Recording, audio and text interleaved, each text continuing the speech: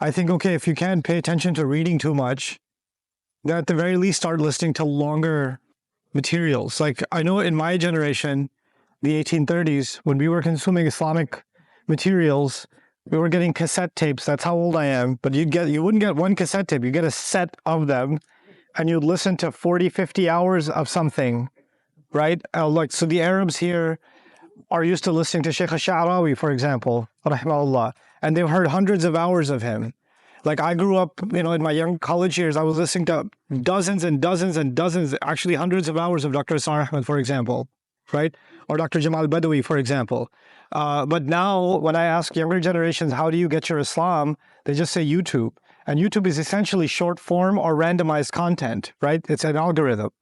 So my first suggestion is systematic learning. Even if it's casual learning, it's continuous, right? It's a long series that you're consuming. So you decide what subject you want to learn, and you kind of ignore all the other subjects. My advice to anybody who wants to study Islam on their own seriously, there's one thing if you're going to a madrasa or you're going to an Islamic university, that's fine, that's different. But the average Muslim is not going to do that, right? So what about the rest of us? The rest of us, the mistake that many of us make is that so long as I'm getting something Islamic, that's good. The problem with that is you'll hear 20 years of something Islamic and we'll learn nothing because you're just all over the place. It's just random stuff.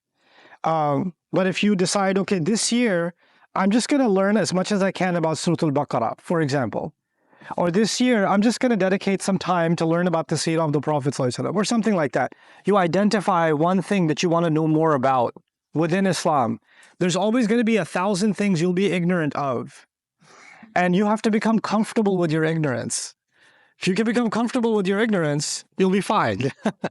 Right? So I'm studying something right now. I know there's a bucket list of things I don't know for myself. But I'm comfortable ignoring all of it and saying I will remain ignorant of those things because right now I need to know this.